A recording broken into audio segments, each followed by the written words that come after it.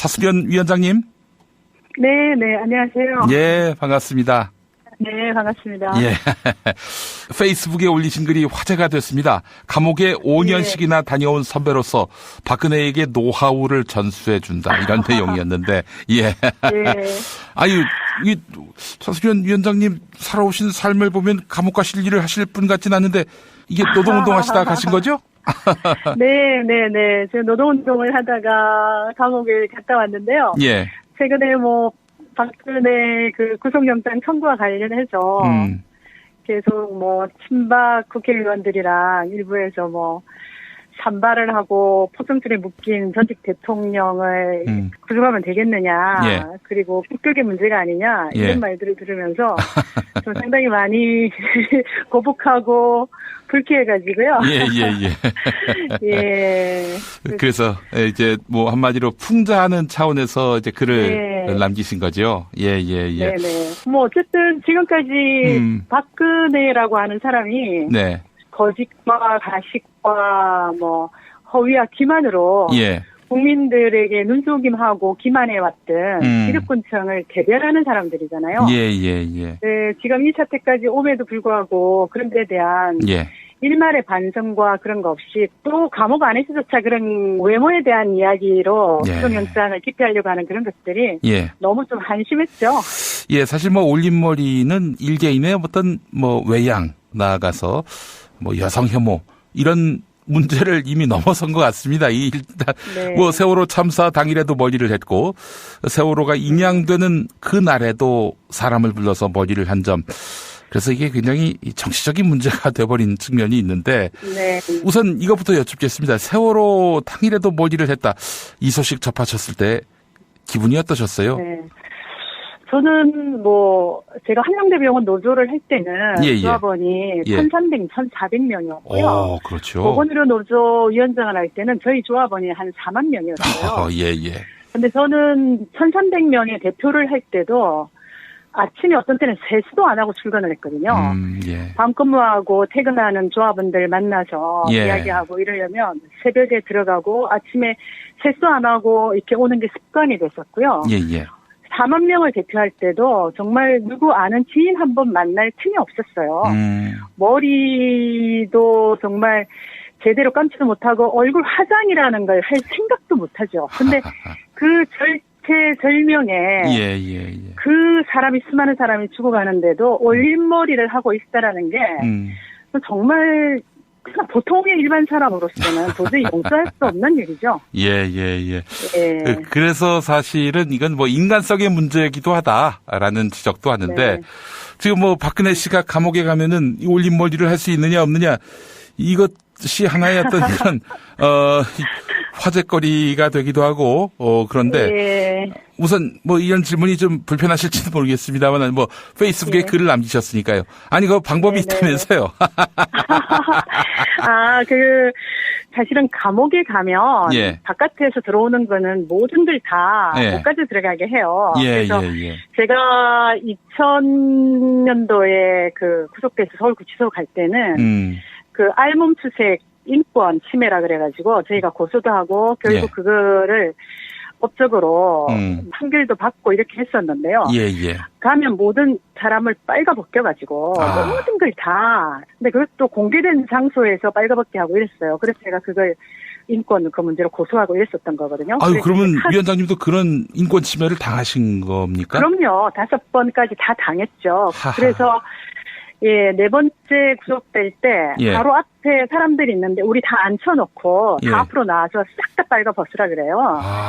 검찰 대기하는 그 자리에서도 그러고 그래서 제가 강력히 항의하면서 인권단체들로 구성을 해서 그거에 대해서 고소도 하고 공청회도 하고 그러면서 나중에 판결이 내리고 위자금도 받고 이랬었거든요. 그래서 그때 이후로 이제 개별적으로 칸을 하고 한 사람씩 들어가서 검색을 하는 걸로 그때 제 사건을 계기로 그때 구치소가 바뀌었었어요. 아이고 그래서 세상에. 일체 못 가지고 들어가게 하는데 들어가면 이제 여자분들의 경우는 파마도 이제 오래 있으면 다 풀리고 머리 모양 그거 하고 이러니까 예. 뭐 여러 가지 자신들의 모양이나 예. 뭐 처지나 이런 것들이 굉장히 뭐 참담하고 불편하고 이런 것들도 있는데 예. 그래서 대부분 거기서는 이제 물건들 자기 영치금으로 물품을 구입하게 되면 네. 물건들이 나올 때 예. 이런 노란 고무줄이 하나씩 나와요. 달려 들어와요. 예. 그러니까 이제 그런 걸로 머리를 묶기도 하고 또 어떤 경우는 조금 굵은 고무줄 같은 것도 있고 이래서 머리 묶는 사람은 묶고 짧은 사람은 그냥 있고 이렇게 하거든요. 예. 그리고 또 되게 재밌는 게 어디서 그런 기술들이 전수가 됐는지 시술 같은 것들을 예. 일단 막 돌에 갈아가지고요. 예. 거기다가 고무줄을 엮어서 예. 핀을 만들어서 머리를 이렇게 하기도 하고요. 그 감옥원에 가면 굉장히 다양한 기술을 가진 사람들이 많이 있습니다. 그래서 예측 못했던 거 있고요. 예. 근데 남자분들 같은 경우는 갔다 오신 분들 이야기 들어보면 뭐 들어오는 요구르트를 가지고 술도 만들어 가지고 막걸리도 만들어 먹고 그랬다고 그러더라고요. 그래요? 예. 근데 이제 여자 같은 경우는 그렇게 해서 다들 머리 이렇게 하고요. 예. 그다음에 이제 비콤C라는 게 있어요. 비타민. 예. 그거는 기능성 식품으로 그 당시에 반입이 됐었거든요. 예. 그럼 그게 약간 그 진갈색, 약간 그 자두색 같은 색깔이에요. 예. 그럼 그걸 침을 묻혀갖고 입술에 막 바르는 사람이 있어요. 이 캡슐을 터뜨려서? 터뜨리는 게 아니라. 예. 가에 이렇게 색깔들이 약간 색색이 되어 있거든요. 맞습니다. 예. 예, 그걸 침을 묻혀가지고 입술을 이렇게 바르면 색깔이 빨갛게 나요. 예. 감옥 안에서조차도 그렇게 외모에 신경 쓰는 사람들이 있었죠. 그리고 또 하나 재밌는 거는 예. 제가 3번은 성동구치소에 갔다 왔고요. 성동구치소? 2번, 예, 성동구치소 한양대병원이 성동구치소라 3번은 거기를 갔었고 보건의료 노조 위원장 할 때는 서울구치소로 갔거든요. 예. 근데 성동구치소는 굉장히 시설이 열악합니다. 지금 어떤지 모르겠는데 거의 뭐 똥통칸에 비닐로 문을 만드는 그게 있고 그래서 겨울에도 추워서 똥냄새 때문에 문을 열어놓고 지내야 되는데 그때 당시에 제가 옛날 구이동 그 픽업 사기 사건 들어보신 적 있으시죠? 예. 그 도순자 씨라고. 도춘자 씨가 그때 저랑 같이 그 성동구치소에 있었거든요. 예. 근데 어마어마하게 많은 사람들 돈 떼먹고 사기치고 들어오는 사람이잖아요. 근데 그때 당시에 교도관이 이제 제가 이제 편지서로 밖에 나갔을 때 막 그 사람에 대해서 비판을 하는 이야기를 하던데. 뭐 하루에 계란을 10판씩 시켜가지고. 이거는 그냥 그 교도관한테 들었던 얘기예요. 그렇게 많은 사람들 사기 쳐먹고 들어와서 하루에 물건도 막 있는 그 돈 최대한 데까지 다 시키고 계란도 해서 그걸로 마사지를 한다는 거예요. 얼굴 마사지를. 감옥에 있으면서. 예, 그 교도관한테 이야기 들은 거거든요. 그 계란들을 시켜서 마사지를 하고 그다음에 여러 사람과 같이 지내니까 그 돈으로 또 그런 물건들을 해갖고 다른 사람들한테 또 그것도 하고 이런다면서 막 비판을 하는 이야기를 들은 적이 있어요. 이게 조합 아파트 136억 사기 분양 사건에. 네, 그때 당시 엄청났죠. 그래서 제가 그분을 한 2번을 만났었던 적이 있어요. 재판을 가다가 한 번 만났고 변호사 접견할 때 안 만났는데 그렇게 많은 사람 울리고 와갖고도 정말 본인이 제의식을 느끼거나 이런 모습들은 저한테 안 보여줬던 것 같아요. 한 번은 변호사 접견실에 있는데 나보고 변호사가 몇 명이냐고 자기는 변호사가 몇 명이다 이런 자랑을 하고요. 그리고 자기는 검사한테 조사받으러 갔어도 맛있는 거 뭐 시켜서 뭘 먹었다고 시켜줬다 이런 이야기를 하고요. 우리 같은 경우는 그런 거 상상을 못 하거든요. 글쎄 말입니다. 조사를 받으려면 완전 똥통간에 대기실에 앉아가지고 몇 시간을 하루 종일 기다리다가 조사받고 오고 이러는데 자기는 검사실에 불려가서 맛있는 거 먹었다 이런 나한테 자랑을 하는 것도 들었고 또 한 번은 재판을 받으러 가면서 같이 버스에 나란히 앉았거든요. 그러면서 저한테 뭐 오늘 나보고 매스컴 한번 탈 거라고 그분은 내가 누군지는 이제 모르죠. 자기 때문에 내가 오늘 매스컴 탈지 모른다 이러면서 뭐 자랑삼아 이야기를 하는데 딱 버스에서 내리니까 그 피해자들이 그 이른 아침에 모여가지고요. 그 아웃을 치는데 예. 그렇게 남에게 피해를 입힌 사람은 하나도 그게 대한 반성과 책임감이 없는 거예요. 그래서 제가 그때 그 사람을 보고 참 하도 그 사람이 옆에서 그러니까 교도관이 조춘자 씨, 이분은 당신보다 훨씬 훌륭하고 유명한 사람입니다. 이런 이야기를 하도 답답하니까 한마디 던져주시더라고. 예. 아이고, 그래서 제가 느낀 거는 그분들이 바깥에서 그 수많은 사람 눈물 흘리게 하고 이러면서도 오로지 자기 자신에 대한 그 외모와 이런 것들에 대해서 생각을 하는 그 우리 사회 지도층이나 기득권층들을 볼 때 치솟는 분노가 저희는 지금도 우리 딸도 그러고 저희도 그렇고 아마 대부분의 촛불을 든 시민들이나 국민들이 그럴 텐데요. 세월호 리본만 가도 세월호 이야기만 나와도 가슴이 여기에서 뭔가가 막 올라오고 두근두근거리고 막 그러거든요. 지금도 그렇고. 이렇게까지 왔는데도 소위 말하는 친박이나 정치권 자유한국당에 있는 분들이 그렇게 말하는 거 보면 정말 우리가 너무나 어리석게 대통령을 찍고 속아왔다라는 걸 좀 알아야 될 것 같다는 생각이 좀 들더라고요. 알겠습니다. 아유, 5번이나 감옥 갔다 오셨고 박근혜가 지금 수감돼 있는 서울구치소 경험도 하시고 새벽에 박근혜 씨가 이제 구속이 됐단 말이죠. 그 이후부터 하루를 어떻게 보내는지 좀 잘 모르니까요. 좀 알려주시겠습니까? 저는 사실은 이제 전날 페이스북을 쓸 때도 구속영장 이제 심사를 받았는데 과연 어떻게 나올지 새벽까지 잠이 잘 안 오더라고요. 정말 이렇게 기록되면 어떡하나. 그런 생각을 했고 오늘 새벽에 이제 박근혜 구속됐다라는 소리를 들었을 때 제일 먼저 생각났던 게 세월호에서 그 죽어갔던 우리 아이들 이제 그 진실이 밝혀질 단초라도 이제 마련됐구나. 이제 이런 생각이 들었습니다. 그리고 사실 또 지금 떠올랐던 게 2년 전에 동아TV에 하셨던 그 성유보 선생님이 돌아가셨어요. 성유보 선생님. 근데 저는 이제 성유보 선생님 가까이서 같이 산에도 다니고 이렇게 했던 분인데 정말 그분 성유보 선생님도 그렇고 수많은 그 양심적인 분들이 그 정말 화병에 걸려가지고 맞아요. 건강을 상하고 이런 분들이 너무 많았거든요. 참 지금도 언론 노조 MBC를 비롯한 이게 정말 가장 중요한 게 그 언론인데 이건 공기와 같은 건데 이걸 틀어막고 이렇게 해왔잖아요. 그래서 지금 저는 뭐 어쨌든 세월호 아이들에게 정말 이제 하나의 단초 풀 수 있는 너희들의 그 억울한 원인에 대해서 우리가 풀어주마라는 단초가 마련됐다고 보고 그다음에 가장 우선적으로 이제 해야 되는 게 이 언론을 해서 국민들을 제대로 알게 해야 된다. 그러면서 최근 몇 년 동안 너무나 그거 하면서 이렇게 돌아가셨던 성유보 선생님 묘세라도 한번 가봐야겠다 이런 생각을 하고 있고요. 정말 얼마나 많은 사람들이 고통받았습니까? 맞아요.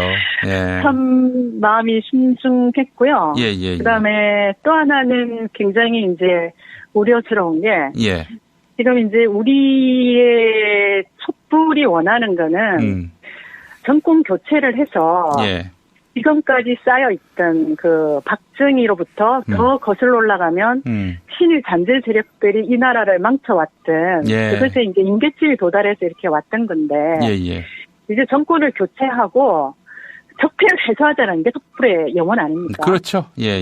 근데 지금 선거를 앞둔 민주당의 경선에서 보면 지지자들을 갈라놓고 또 지지자들이 너무 서로 막 죽일 듯이 적보다 더하게 이렇게 비난과 이런 것들을 하는 게 상당히 우려스러워요. 정권이 바뀐다고 또 다 해결되는 것도 아닌데 정말 우리가 좀 그걸 하더라도 정말 제대로 정권 교체하고 힘을 모아서 촛불을 들었던 그 간절한 염원으로 우리가 뭔가를 바꿔 나가는데 힘을 모아야 된다. 그래서 경선을 하되 치열하게 하되 이 세력들이 또 갈라지고 회복할 수 없는 그런 지경까지 가지 않았으면 좋겠다라는 것들을 참 그런 생각들이 굉장히 많이 들었습니다. 우려스럽고 막 이런 것들이 좀 많죠. 우리 차수련 위원장님 너무 말씀을 잘하셔서 차기 대권 주자는 어떠실까 하는 생각도 들었는데. 이거 아닙니다. 감사합니다. 이제 마무리하면서 제가 아까 드린 질문에 대해 답을 안 해주셨어요. 오늘 박근혜가 보냈을 법한 하루의 일정 한번 좀 말씀해 주시겠습니까? 아마 제 생각엔 어저께 들어가서 사진 찍고 검사, 검신 검사 이런 거 다 하고 말씀하셨던 검신 했을지 안 했을지 모르겠지만 순서는 그렇게 되고요. 그리고 이제 방을 배정받아서 들어가죠. 보통 독방이 1층 9평인가 그런데 제가 갔을 때의 그 독방의 구조는 지금은 바뀌었는지 모르겠습니다만 거기가 정말 딱 누우면 약간의 공간이 있고 왼손 한쪽을 뻗으면 팔이 다 닿지 않을 정도 좁습니다. 그리고 한쪽은 화장실 변기가 있고 수도꼭지가 있어요. 그래서 이제 그 방을 배정받아서 들어갔을 것이고 그다음에 이제 아침이 되면 누구누구 있는지 번호하고 이렇게 쭉 교도관들이 그걸 하잖아요. 그 이름인데 갑자기 생각이 안 나네요. 그렇게 그걸 했을 것이고 그다음에 식사가 나옵니다. 식사가 나오면 그 식구통으로 지금은 메뉴가 바뀌었다고 하는 이야기 나오는 것 같은데요. 밥이랑 국이랑 김치랑 반찬 한 가지 이렇게 나오거든요. 그럼 이제 그걸 먹고 나면 그 화장실에 가서 자기 먹었던 밥그릇을 다 씻어야 돼요. 그래서 제 있을 때는 수도꼭지가 아래 달려있기 때문에 쪼그리고 앉아갖고 변기 옆에 있는 수도물을 틀어갖고 설거지를 해야 했거든요. 그렇게 하고 나면 이제 오전이든 오후든 30분간 운동 시간이 잡혀 있습니다. 운동 시간이 잡혀 있고요. 그 다음에 이제 면회가 오면 하루에 한 번 면회가 가능하고요. 그 다음에 이제 일주일에 한 번은 머리 감고 일주일에 한 번은 목욕을 하거든요. 그래요? 근데 이제 이게 사람들이 많으니까 목욕탕으로 줄 서서 이제 가죠. 가서 다 합쳐서 시간이 30분인데요. 들어가면 30분도 안 주는 것 같아요. 번개불에 콩 볶아 먹듯이 씻고 나와야 되고요. 그렇게 되는데 아마 일정이 구치소극이 딸려있는 일정대로 아마 그렇게 했으리라고 봐집니다. 최순 씨를 만날 수 있겠네요, 거기서. 만나기는 어려울 거예요. 특히 이제 저희 같은 그 공안 차원들은요, 철저하게 외부 사람과 만나는 것조차도 단속을 합니다. 일반 수감자들 만나는 것도 운동 시간 외에는 거의 못 만나고요. 그 다음에 특히 공범 같은 경우는 원칙적으로 그 규칙이 절대 서로 못 만나게 하는 규칙이 있어요. 아이고, 그렇군요. 그래서 면회를 가거나 이럴 때 잠깐 스치는 경우 있을지도 몰라도 그런 면회 시간이나 이런 것들도 굉장히 부딪히지 않게 저는 옛날에 들어가서 저랑 같이 들어갔던 노조 간부 땅 한번 면회 가다가 얼굴 잠깐 스친 거 직접 부딪히지는 못하고요. 그것 외에는 한 번도 만난 적이 없습니다. 그 면회하러 가다 만나는 길에 김기춘도 만날 수 있고 안종범도 만날 수 있겠네요. 그 남녀 구분이 없을 거 아닙니까, 거기서는? 근데 면회 갈 때는 남사 여사가 따로 구분이 돼 있어요. 남사 여사. 알겠습니다. 남자랑 여사랑은 차동 자체가 틀리기 때문에 만날 수가 없어요. 알겠습니다. 아이고, 위원장님 안 되겠습니다. 저희 한번 좀 초대를 할게요. 초대해서 실컷 우리 이제 한번 이야기를 나누시죠. 시간이 다 돼가지고 오늘 여기까지만 말씀 나눠야 될 것 같습니다. 알겠습니다. 감사합니다. 들어가시죠. 우리 차수련 위원장님 함께했습니다. 그래서 이제 뭐 한마디로 풍자하는 차원에서 이제 글을 남기신 거죠.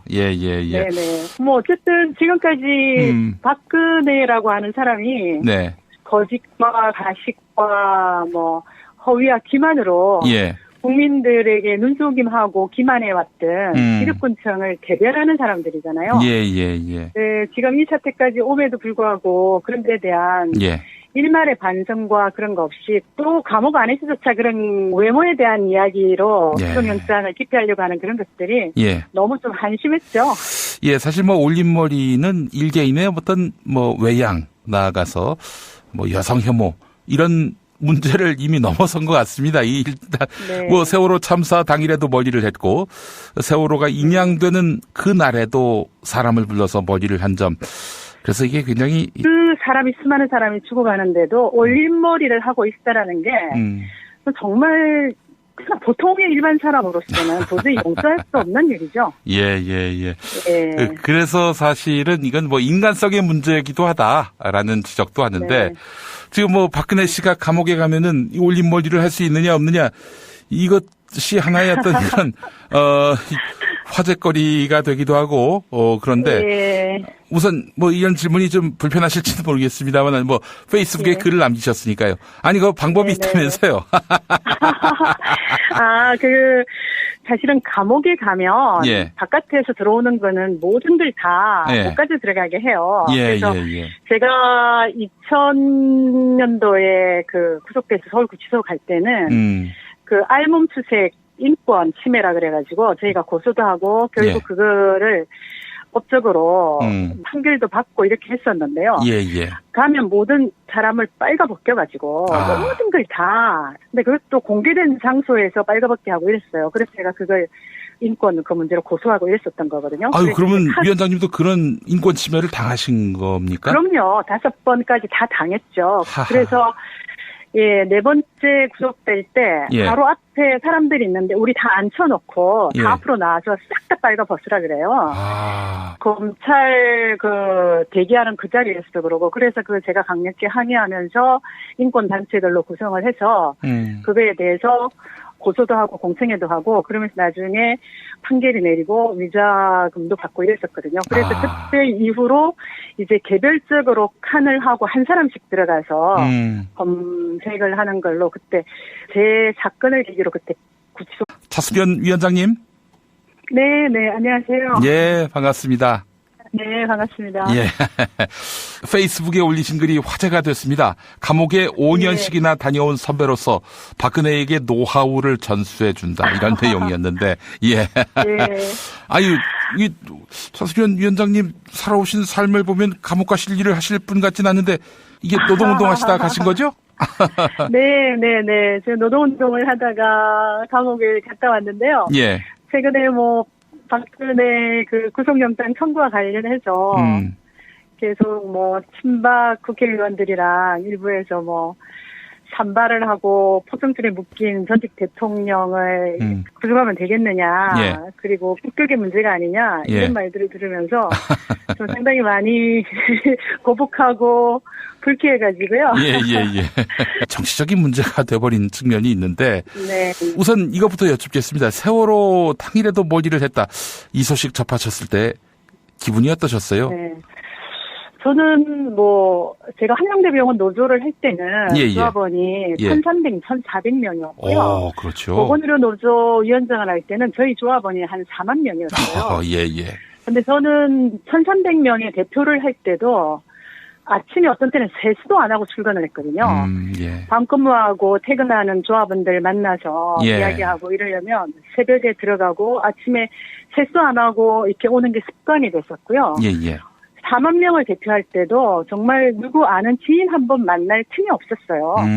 머리도 정말 제대로 감지도 못하고 얼굴 화장이라는 걸 할 생각도 못하죠. 근데 그 절체절명에 예.